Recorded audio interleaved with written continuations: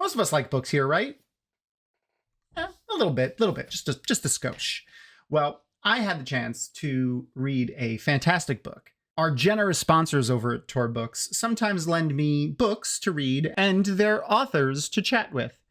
And this month they sent me The West Passage by Jared Pechaček and Jared himself. And we got to chat. He is pretty fantastic.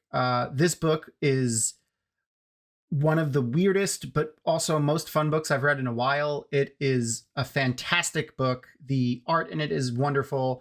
And the naming conventions for the chapters are easily just, I laughed almost every single time I read one. Anyway, let's go see what he has to say about it.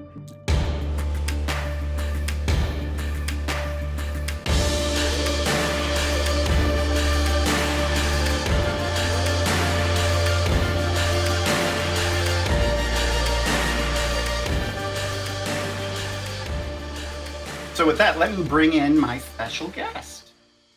Look, here comes an awesome guest. Hi.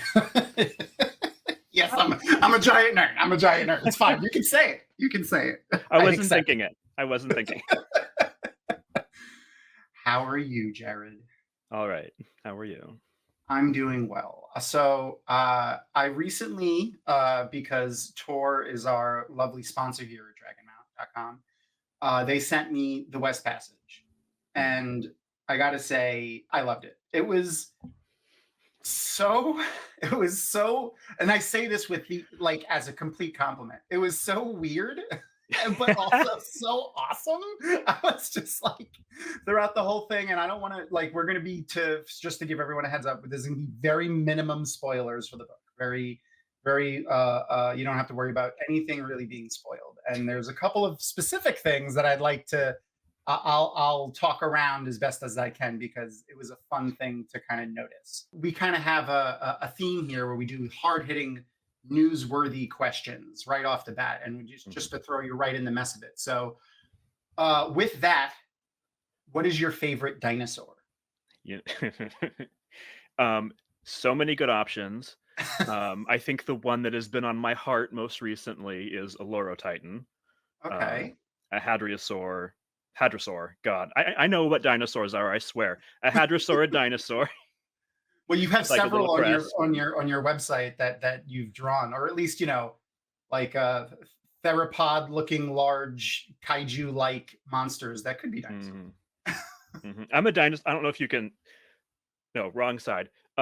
There's literally watercolor dinosaurs on my wall. I didn't do them. A friend of mine did, but I've got a lot of dinosaur stuff. I haven't had anyone be like, I don't know, I never thought about that, or I haven't thought.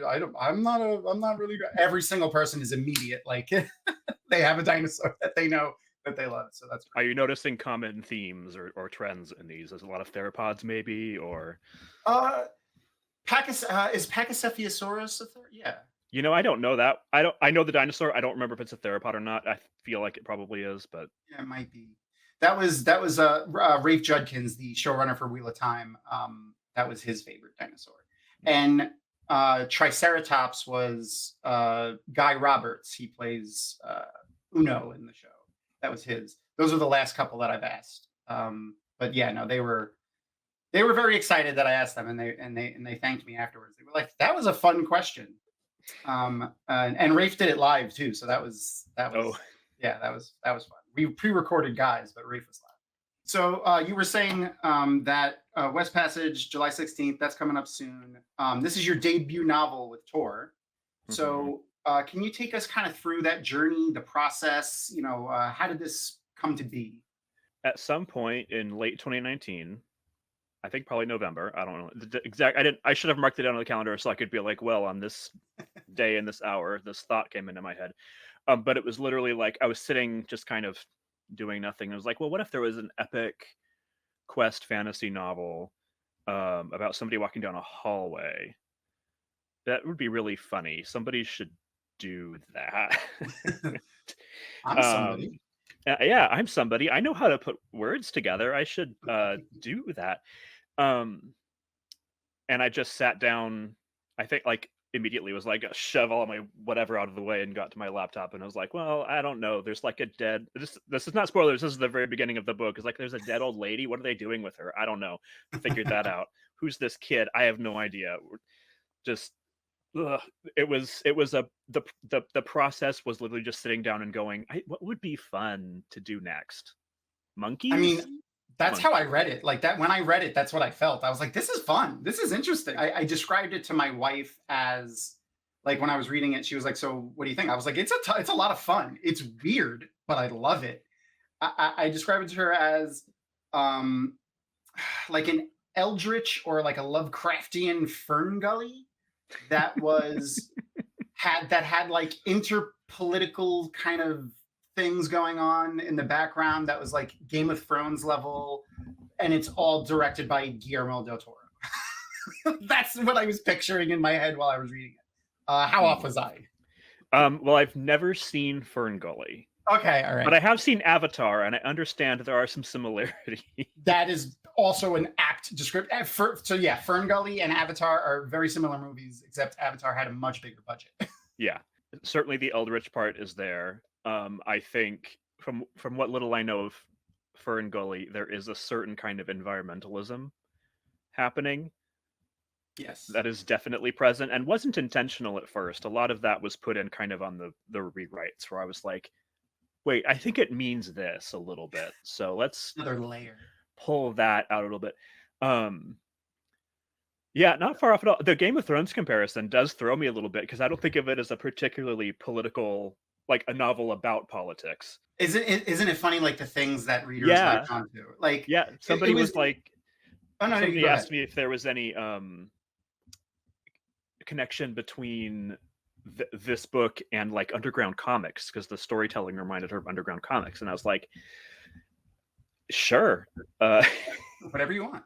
No, I know some underground comics artists, and I read their work a lot, so okay. I never would have thought of that, but if you read it into it, that's great. I think you do such a great job with, because obviously, like you said, you sat down, you wrote, and the Game of Thrones comparison is surprising, but like there's just enough there to be like, what is going on between these people? Like, why is there so much, like, it seems like backstabbing / like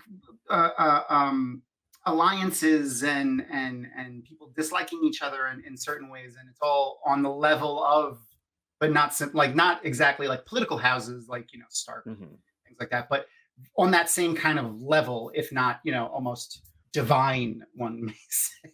Yeah, no, I definitely see some sort of conceptual resemblance now that you say it, where there's like the sort of squabbling political figures who are entirely focused on their own goals, and meanwhile there's an existential threat looming and none of them are equipped to deal with it because they're too focused on who gets to take the throne.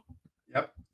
And that's, it makes perfect sense now. Yeah, and then so again, not really spoilery, the first two characters we meet, who are, I would say, like main-ish characters. There's a lot of on-screen characters that are all, the naming conventions are fantastic, let me say.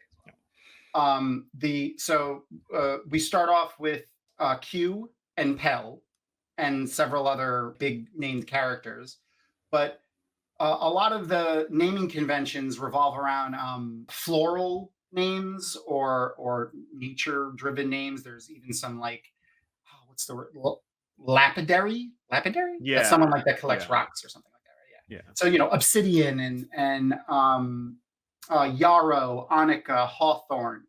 So is there what I found myself doing while I was reading it was like, I don't know if this is just in my head or not, but I was like looking up like the language of flowers, and then looking up the character names and seeing if they had any kind of characteristics. But how did you land on the names, and what was it that spoke to you where you wanted to go into the kind of nature direction of it? There wasn't initially a ton of meaning in it. It was more like when I initially named a character Yarrow and another character Arnica, I was like, these might be placeholders. I don't know. But I've always been, when I was a kid, I was obsessed with this herb book that my mom had that was like, here's how to grow things like arnica, yarrow. I don't think hawthorn was in there, but other things like that, where it's like, this is what it's been used for throughout the centuries. This is why you shouldn't use it now because it will kill you. That kind of thing. So like I knew how to poison people by the time I was 7, like with the garden. I probably edit should that admit part out, that in don't worry. public now. Yeah. So there, all of these really botanical names have just kind of been in my head for a very long time, and I was finally like, Yarrow feels right for this character doing this kind of thing. It's a very yarrow as an actual medicinal herb has been around like with humanity since the beginning. Like they find the seeds of it in like Pleistocene campgrounds. It's one of the oldest medicinal things that we have, and yarrow as a name in the book is if one of the oldest, if not the oldest, names that is passed down through the generations. And then something like hawthorn, there's a little less, I think, symbolic meaning here. I mean, it gets used as like a hedge. It's very thorny. It's like, okay. But what attracts me to hawthorn as a concept is the flowers smell like death. Okay. Literally, they have some of the same scent compounds that a human corpse produces. All right. And I was like, I named a character that, just going, sure, whatever. It's a thorny plant that works. This is a character who's like a guardian. We'll do that. And then as I went on, like kept going through the book and like just writing more of it, I was like, no, actually, this place is a graveyard. Nothing here is thriving.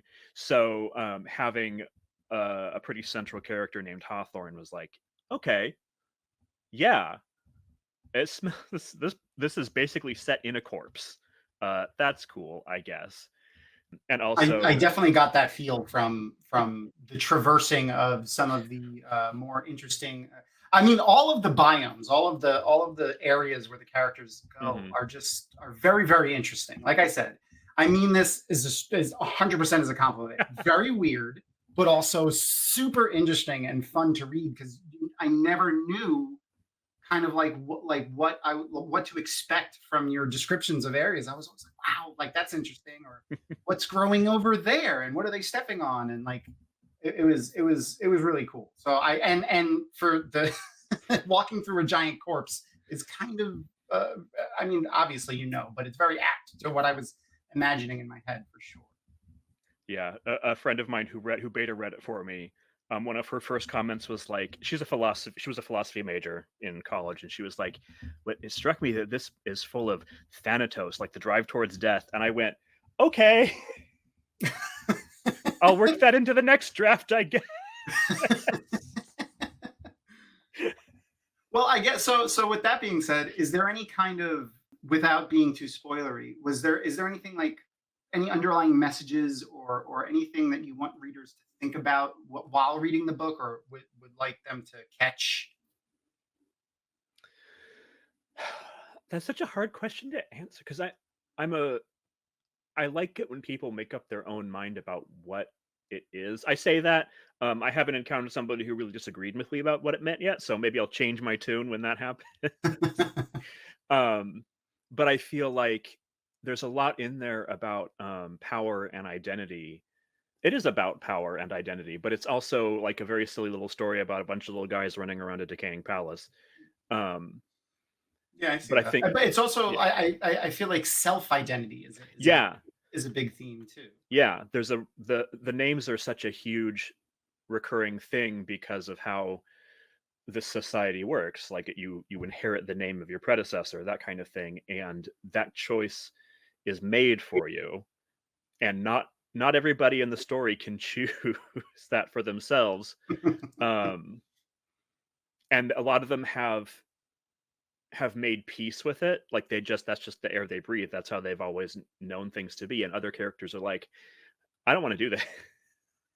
I'm opting out, or I'm choosing to use this system to express my identity, which is something I see a lot of people, really live in, like, a capitalist society, and you use capitalism to express your identity because that's the tool that you have. Yeah, And that's there's fair. not an answer in the story to how people in this story might express themselves outside of the system, but it is looking at how they do within it. I love all the little hints to the things. Like, for instance, the political machinations that's going on. Like, it's not something, because this isn't like a huge giant book like, you know, a Wheel of Time or a Song of Ice and Fire or a Brandon Sanderson book or something like that. It's got all these little tidbits of things that just make you have to think. And, you know, I think you do a great job of trying to of allowing the reader to kind of invent what they want the things to mean. So I think you did a good job with that. If that was your goal, which is, It was, yeah. yeah, I fantastic. Because I took a lot of meaning in a lot of things where, you know, having done this a few times, I know writers often, and as you said, you know, don't really have, you know, a full-fledged plan for all of these things. These are just things that kind of happen along the way, and then the readers kind of latch onto them. I've spoken with a lot of authors who have said the exact same things, like surprised by, you know, picking up on this or associating with that. And it's always fun to hear what fans have attached to things in authors where where the authors themselves didn't ascribe that meaning to the things. And I always found that very interesting. Yeah. When I was doing my research on you, because I am very prepared, I do. Oh no. It wasn't very hard, to be perfectly honest. I put a lot online. It's all out there. I wish. So you are also an artist, and your work is fantastic. By the way, it's fun. Like, it's very fun, and I didn't again, like on your page, and which all of the links will be in the description for this video. So if anyone wants to go check out the links, just go down into the description and click on them. But when we're done, to your art page, and I was looking through it, I didn't see anything that was like outright, oh, that's probably a West Passage piece of art. But there was a few things in there, particularly an image that I found. I was like, that might not be like it. I think the name wasn't like, didn't jump out to me as anything from West Passage. But I was like, that looks like something that could have came out of the book. And there was a lot of Lovecraftian or Great Old One type of art that was in there. And I was like, I like this guy's brain. So what came first for you? Like, you know, was it art or writing, or was it kind of together? Did one inspire the other? The first thing I ever wrote, I remember I was like just old enough to like hold a pen. I doubt my parents still have it, but I want to see if they do. But it was like a 6-sentence story, if that, about, and I was obsessed with the Titanic when I was little. I still kind of am. About mother and father and a baby getting on a ship, and then the ship starts to sink, and then the baby miraculously gets very strong and lifts the ship out of the water. And I was like, I've been thinking about that a lot in the last year, probably for obvious reasons. Like, this I got from there to here, and I'm like, it still feels like this will make sense to readers of the book, I maybe haven't gotten very far from kids developing miraculous powers. But for the book itself, I mean, the writing came first. I didn't intend to illustrate it initially. I had been putting it, my plan had been to put it on Patreon chapter by chapter, which I did. And then I was like, I should draw some, I don't know, I'll draw chapter headers, which I did. And they're not the ones that are in the book.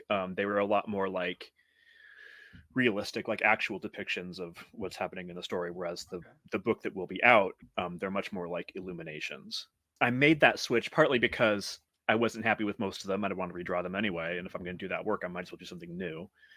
But I also, in keeping with this kind of recurring thing of like, this is kind of for the readers. Like, I didn't want the illustrations to be my interpretation of the world. Like, this is how it really looks. Heavy air quotes. This is how it really looks. Instead, it's how people in that world might depict the events that are happening, which is partly why there's like 2 major art styles that run throughout it. Like the Pell POV chapters are extremely like ancient Book of Kells type stuff, because she represents a segment of this society that is extremely old and has kind of maintained a sort of cultural continuity through the millennia. And then I almost said Kell. No, that's the Book of Kell. The Q chapters are in a more like Gothic style, like the kind that arose when Europe started to kind of get itself together and communicate more, because he's a much more like learned character. Like universities existed by the time that these kind of books were being made, and he's the kind of character who would love to go to school and probably keep collecting degrees. There's a lot of me in both of them. So, and that kind of thinking of like, how would people depict this kind of thing fed into other things that happen. Like there's these interlude chapters that aren't part of the main narratives exactly, that each have their own art style. And those are selected very carefully to evoke something specific about those areas and characters. And it's the kind of thing that a lot of art history nerds will probably get it. And if you don't get it, it's fine. It's there for the people who will. And if you don't, hopefully they look good anyway. I thought it looked great. Good. It added to the fun while reading, for sure. Good. The naming of the chapters was fantastic. Absolutely. I found myself laughing more. Like I laughed throughout the book, but like I found myself laughing very often at the names of the chapters. The one I specifically want to call out, which honestly is one of my favorites, and it doesn't contain a single spoilers. Many things happen more or less at once. Mm-hmm. So great. Very unconventional naming chapters, obviously. Yeah. Was that like an easy thing to get by your editors, or 100%. Okay. So the instant that I knew that my editor and I were like, this was going to be a good working relationship, was our first meeting to talk about the book. And he was like, I love the chapter titles. I want to add a table of contents to be even less helpful. And I was like, yes, why didn't I think of that's such a good idea? Because like the chapter titles, they are accurate. They're all accurate to what happens in the chapter, accurate. But they're all, or mostly all, on the level of that. Like somebody finds a rock and it's like, okay, but also somebody dies. Like it's Yep. Or another thing I like is, again, not a spoiler. It would be like Yarrow again. Yeah. And then we get a POV from Yarrow. And she's back. Like it's so great. Cool. So great. I found myself laughing quite often when I was coming to a new chapter. No, I had so much fun. And also the chapter titles, several of them, I don't remember which ones right now, were like I don't know what's happening next. I'll put in a chapter title. And then avoid what it says for as long as possible. I love that so much. Just playing with readers. It's like, how long can I put off the chapter title happening? Yeah, I was like, if I'm at any point, if I'm getting bored, that's so probably a sign somebody else will get even more. That's fair. Bored with this, so I'll just. I definitely did not get bored. So I imagined that you were probably having a great time while writing this, because it comes off that way. Honestly, even the darker parts of the book have a lot of just really great imagery and again, weird, odd situations that are just so interesting to read, like things that are very unique. I spoke to somebody who's a mutual friend, or as she put it, a Twitter acquaintance, Jen Lyons, who's also she's also a Tor author. I play D&D with her and her husband on Tuesdays. She read the book also. I think she blurbed it. She blurbed it. Yeah. She said the book is very Jared. That's what she said, and I was like, oh man, I can't wait to talk to this guy.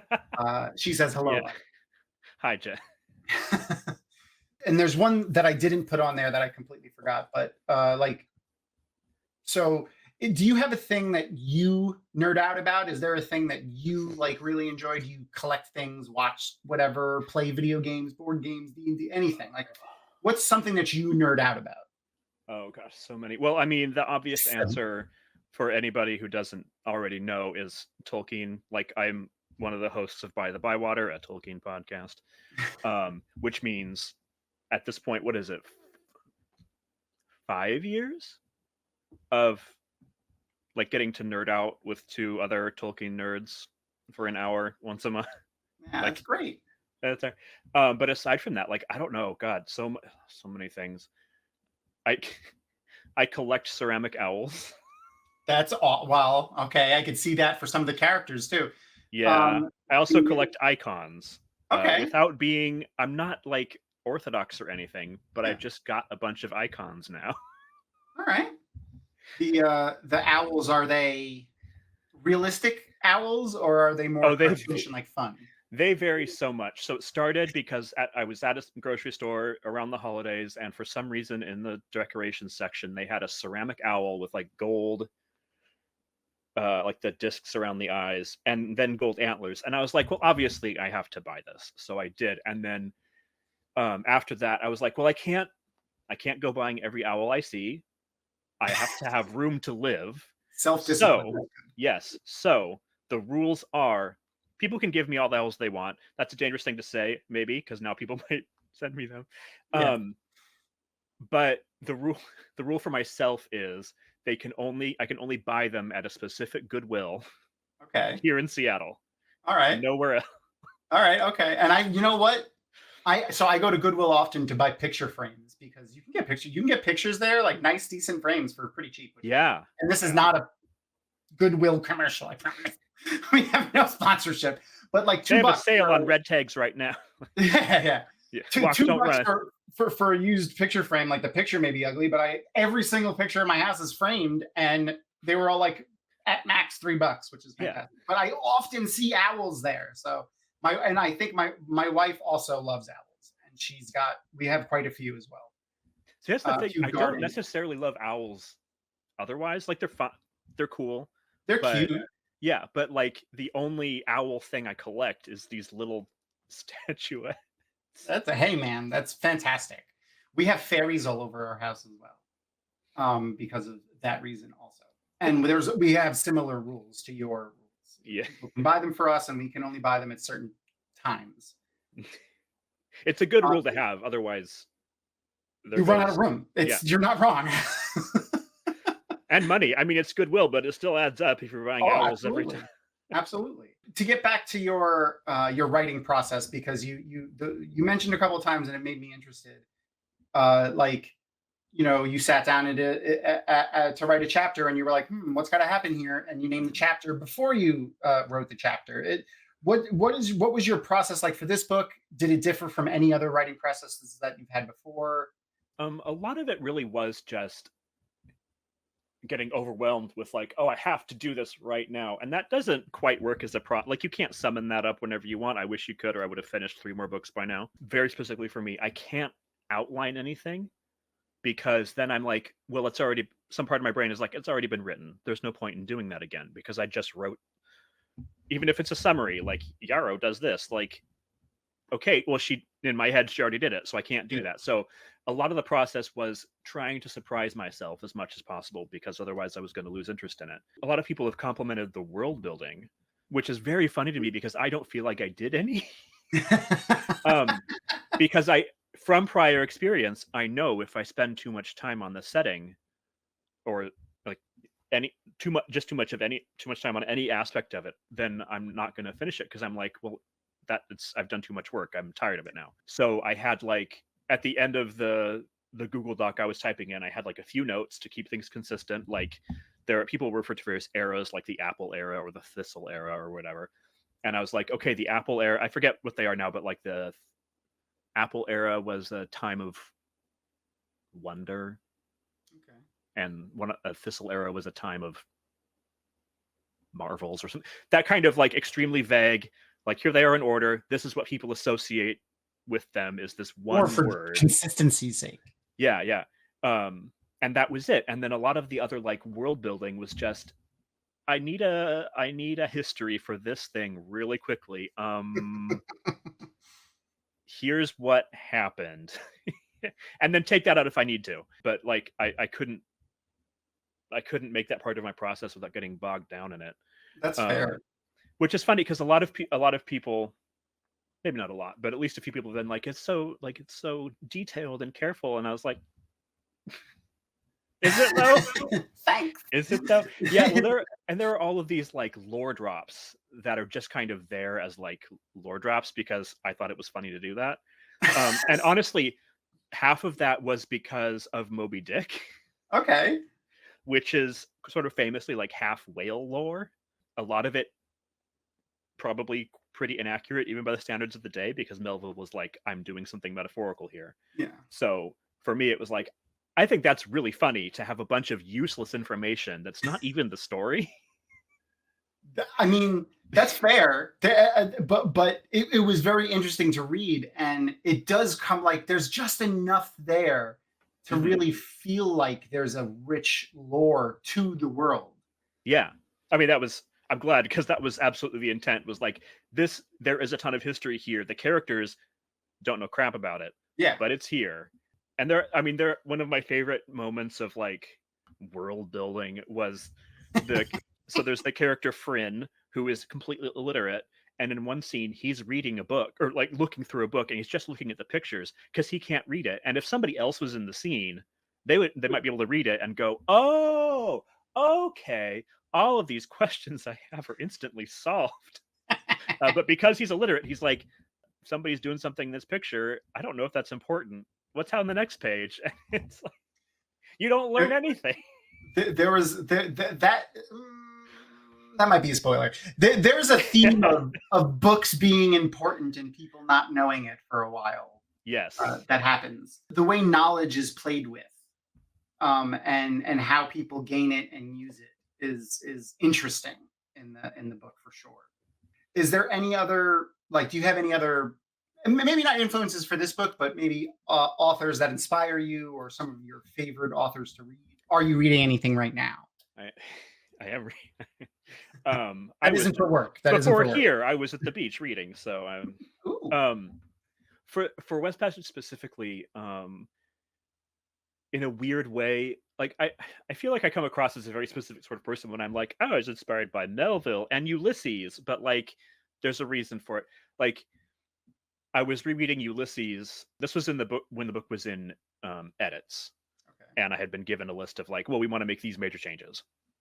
Not many, thankfully. And one of them was like, we need more time for this one relationship to grow a little bit. And I was like, I don't know what to do. I don't know what to do. And I happened to be rereading Ulysses because I read it once in college and hated it, and was like, I should give it a second chance.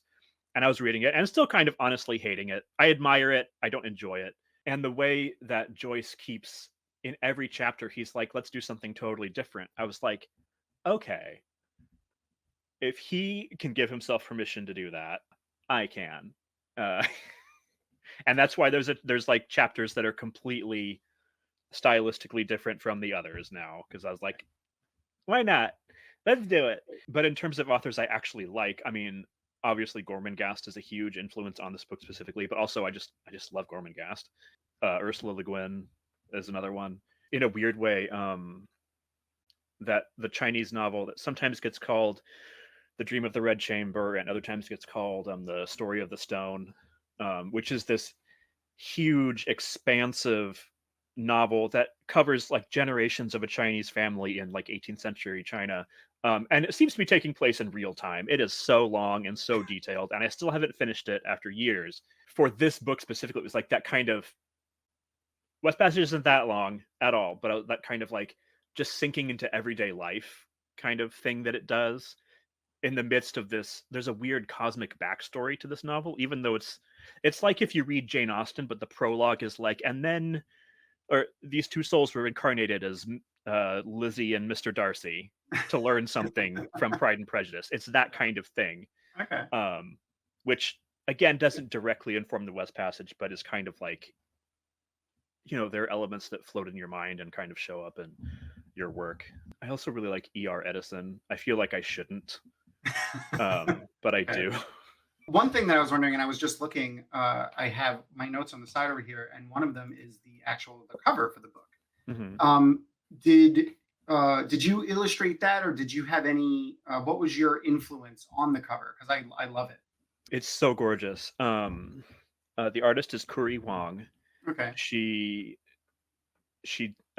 designed it based on the like designs that I had done for the ladies, because on the cover it's the 5 ladies who were sort of central to the backstory.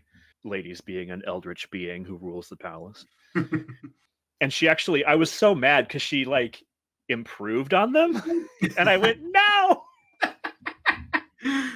don't do my job better than me. But also, I mean, it's such a gorgeous cover. It really is. The colors are beautiful too. Yeah. Oh, she put so much detail, and there's all of this stuff that when I was looking at it, I was like, oh, she got that in there. That's so perfect. And I hesitate to say what because it might be a spoiler. But, oh yeah, no. Let's let people pick it out themselves. Yeah. Just all of these little things. It's like, oh, it's perfect. So yeah, those are overall basically my designs, just a little bit better. Just a little bit better. Just a little bit better. Well, she did a great job because it is a gorgeous cover, and like I said, the colors just are so interesting, and they pop off the page. Just I absolutely love it. I was at work when they sent me the concept for it, and I went like in my seat, and somebody happened to a new employee happened to be walking in at the exact moment, so it looked like I was going like in response to her. I felt very bad. It's like no, it's not you. It's not. I promise it's not you. Yeah, but those pants are ugly now. Yeah. She's a very stylish dresser. Wasn't the pants. Yeah, no, my influence on the cover was basically just like, ooh, I love this. Can we make one tiny change? After that, it's great. That's good. That's great. I mean, it sounds like you had a lot of fun and a lot of good experiences centered around making the book, like both professionally and creatively, which is great. And I feel like it really been great to work with. That's awesome to hear. I mean, I honestly, I felt good reading it. So I feel like it comes out in the reading. Like I never, even again, in the darker parts of the book, I never was like, I got to put it down for a minute. Like I was like, I kept feeling like upbeat and reading through, like, cause of just the way you speak in it. And it was, yeah. Anyway, I'll just gush all day. Oh, I don't mind. Go on. I don't have to be out by a certain time. You can keep going. Fair. So back to your process for a second. Yeah. And I think you might have answered this already, but if you find yourself in like any kind of like a drought or a writer's block type moment, how do you get yourself out? Did that happen in this book at all, I guess? Yes. There were a few ways. Like sometimes if I was like, what is happening next? I don't know. I had Hieronymus Bosch's Garden of Earthly Delights open on a tab on my computer, specifically the Hell panel. And I was like, let's go over to this tab. Just find some guy. Okay, he's coming in. Some guy with like a funnel for a head. He's okay, we're doing that now. Which gave something like to write towards. That's why a lot of the characters in the book are weird little monsters, is because I was looking at Bosch paintings the entire time. But at other points where it was like, this is like, usually if you stall out, or at least if I stall out, it's because I'm trying to force whatever is happening on the page. Like I got too fixed on this certain thing going on, and it's not right, and some part of your brain knows that it's not right. And then the solution there is just to delete a few paragraphs, get back to the last point that felt right, and go, okay, we're not doing that anymore. We're doing some other thing that logically follows this. Yeah, that was pretty much it. That's a great point. Like, you're trying to force something that your subconscious may even just be telling you does not work. Yeah, it's turning it when it turns into a chore. Some writers can push through that, and that's great if you can do it. But for me, it just makes me feel like I'm being forced to, I don't like clean my room or something. Like, this isn't what I want to be doing. I want to go outside. Did you, in that same kind of vein, letting things kind of happen naturally, did any of the characters surprise you? It happened a lot with Pell. She just keeps getting into situations, and I never knew going into them how she would get out of them. I did have some kind of half-baked note on my phone that was like, she encounters like 5 obstacles, and the first one she solves with stuff that she knows, and the next one she solves like without getting into any details. And then when I actually wrote it, I was like, whatever, it does. No, I'm doing that because I don't know how to make that work. But that meant that every time she got into something, I was like, what is she gonna do? I guess we'll find out. Like, there's a scene, I'm not going to get too spoilery, but there's a scene where she sings a song, and I didn't know in advance what that song was going to do. and then I didn't know what her reaction would be to that consequence. Oh, my actions have consequences? Yeah, well, she's not used to that, Yeah. which was very fun to write. She just goes around doing stuff and is like, "Wait, what? Something happens if I do this?" Yeah, for sure. Like she was a fun character to read. Yeah. She, I she loved her so definitely- much. Yeah, she had that, like, she has this, like, this wonder about her that is, like, where she has like an old soul, but with the heart of a child is what it almost kind of feels like when she discovers new things or realizes things. That was very fun to see her experience. Yeah, one of my favorite parts is when she's on a train and she orders food, and I didn't know in advance, but she orders little songbirds to eat and just gets so into eating them, and I was like, "Yeah, of course she does. She loves that. It's And perfect." for our Wheel of Time fans that are listening, those are the ortolans. So the I'm saying it right, I think it's ortolan. ortolan. Okay. I keep forgetting though. Yeah, me too. In episode 2 or 3 of season 1 of the Wheel of Time, when we are introduced to the White Cloaks, one of them is eating one of those, and that's the small bird that you pretty much eat whole, bones and all, and like it's part of like the delicacy that the bones kind of cut your mouth while you're eating it. Yeah, they crunch. Yeah, I've never eaten one. I've just heard. my co-hosts, she does mostly our TikTok now. Kitty, she cooked one for us as Really? she's a chef. Yeah, so she cooks. She's cooked a lot of fantasy meals from books, mostly Wheel of Time, but other things as well. So she did make one for when that episode came out. I hear they're great. I'd try it. I'd try anything once. Why not? Yeah. Did you have any kind of like backstage moments, things that you were surprised by, or it was like a funny anecdote from your editors or the publisher, or even your cover artist, anything that in a back and forth about this book that is like a behind the scenes type thing that is like a fun anecdote? I don't know. Every time I tell this, I'm like, of course this is how it happened. But I believe the sequence of events, this is like how it actually got into my editor's hands. Okay. Was, if I'm remembering correctly, and if he's listening or watching this or whatever, he can correct me. But I had written a Twitter thread about clams back in 2018 or something. That was just like, it was in that sort of genre of like, buckle up, time for some game theory type of things. But it was like about why you can't marry clams in the state of Maine. And it turned into this like fantasy story in the style of that kind of Twitter thread. Yeah. And he DM'd me on Twitter and was like, "Do you have any like actual fiction?" And I went, "Yeah," because I did. I had some other stuff. And I sent it to him, and he was like, "Well, I like this one, but it didn't really like grab me. And this one was like, didn't feel like you." And part of me went, "Okay, well, what would be me?" And then that sort of fueled the fire to write this, which I didn't write with the intention of being like, well, I'll show him. Because that's not, I mean, spite is a powerful motivator, but I would never feel spite for him. I love him. He's great. So I wrote it and then finished it and was like, maybe this is me enough for him. That's both fascinating and terrifying as someone who's read the book. Oh, that was okay. So this is another, I don't know how funny this is. Your mileage may vary a lot, but this part's not funny. What I'm about to say is absolutely, obviously not funny. My grandfather just died. Wow. I'm sorry to hear that. Condolences. Thank you.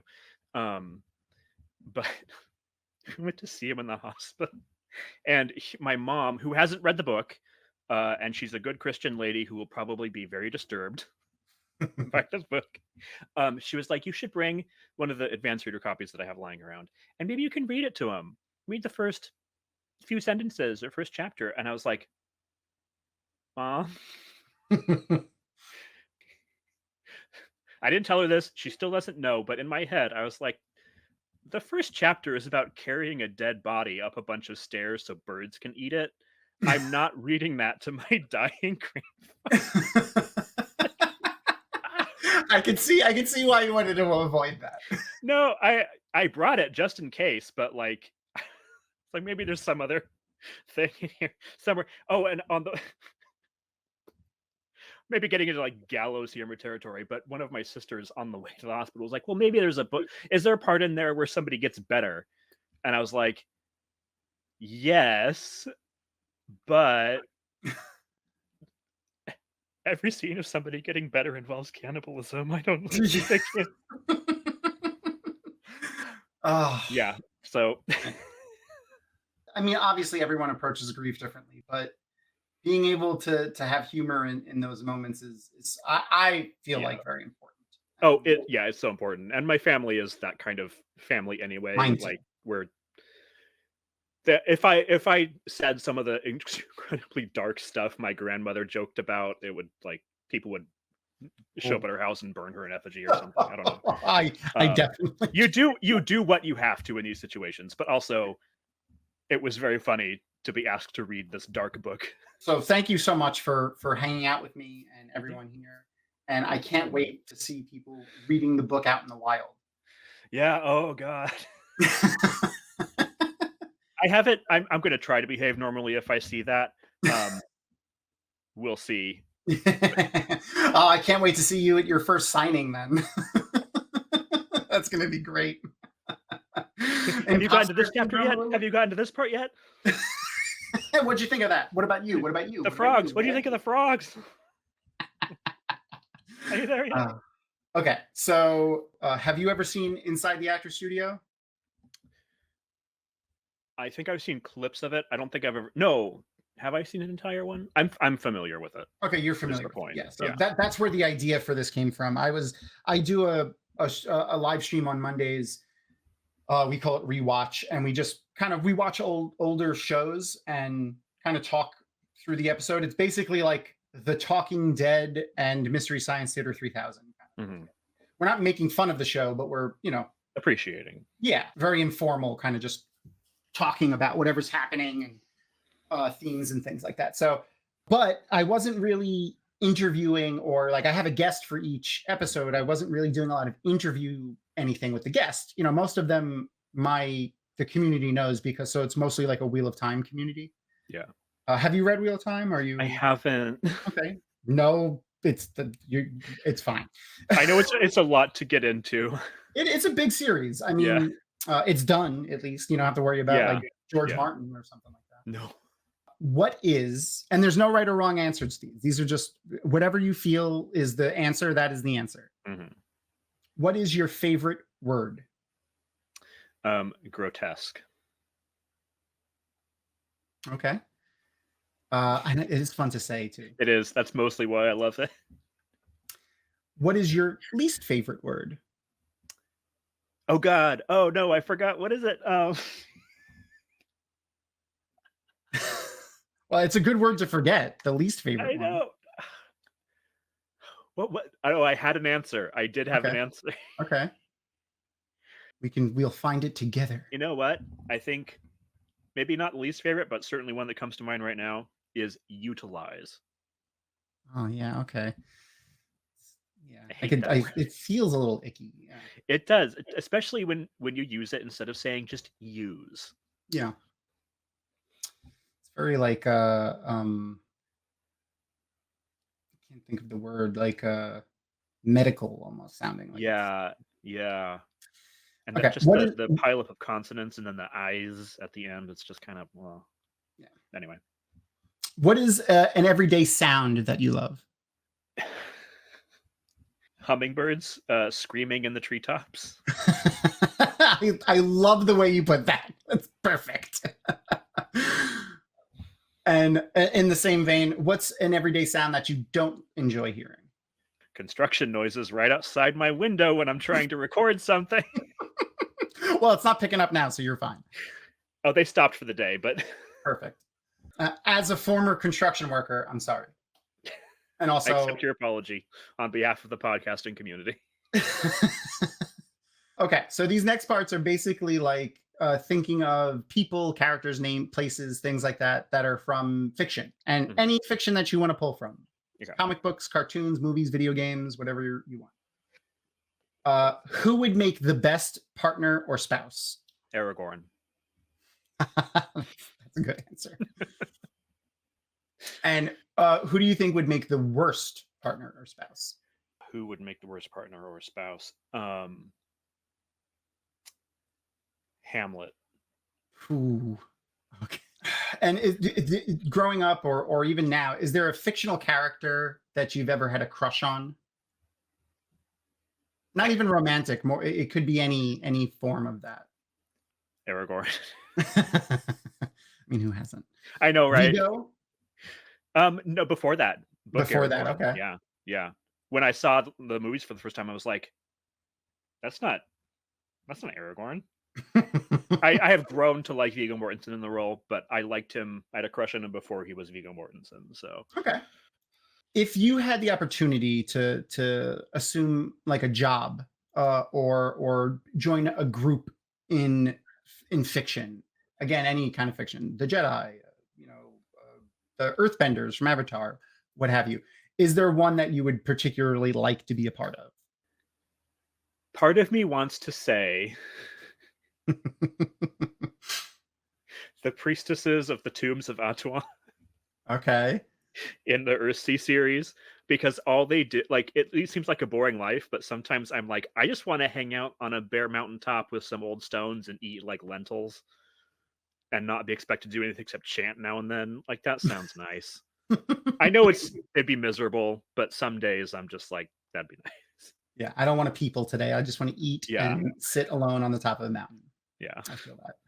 Is there any particular job or vocation or group or anything like that that you would never want to be a part of, or you think is like not necessarily bad, but like, oh, that's a tough job? The Presker translators from Anne Leckie's Imperial Arach series. Okay, all right. I am not familiar with them. Is there a short description? Or they are humans who have been genetically modified by the alien Presker, that's a collective noun, to translate for them. But because of this manipulation and the way they grew up, they are basically not human anymore, and they spend a lot of their time trying to kill and eat anything around them.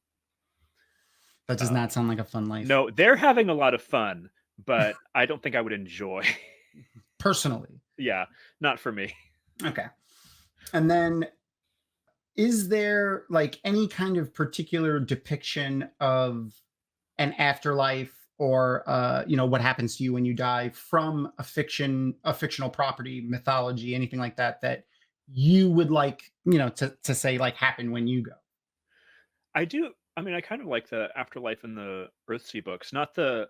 I mean, I might be in the minority here because the fandom is divided over this. But in the first books, the afterlife is just sort of a dusty, shadowy land where you go and kind of hang out forever as a shade. But then in the final book of the series, it's revealed that was kind of a mistake, and the real afterlife is you just kind of are recycled into the cosmos, not reincarnated, but you become part of everything, and I like that. It's a cycle of death and rebirth, and it's like the idea of we're all what's that famous quote? We're all stardust. We're all. Yeah, it's a little bit. There's my other possible answer was how it works in Philip Pullman's his Dark Materials thing, where like the dust that is your consciousness gets like an atom of you is part of every other consciousness when you die. Yeah, that's great. I like that. So many properties pull on that too. Yeah. But there's very specific ways that people do it that I find it appealing. Absolutely. So, all right. Well, thank you so much. Yeah, you're welcome. Well, thank you for hanging out, everybody. I hope you enjoyed it. Make sure to pick up a copy of The West Passage. And if you enjoyed this content, you should go and check out our YouTube channel and our Twitch channel. Links for that will be below. We'll see you next time. And that's our show. Thank you so much for watching.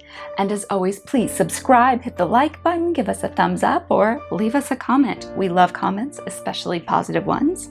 And if you have any friends that are interested in the Wheel of Time, please share some of our videos with them. And as always, a huge thank you to our sponsor, Tor Books, as well as our amazing Patreon community.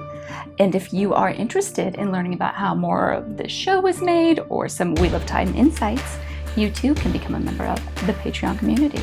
And as always, follow us on Dragonmount with social media. And thank you so much for watching.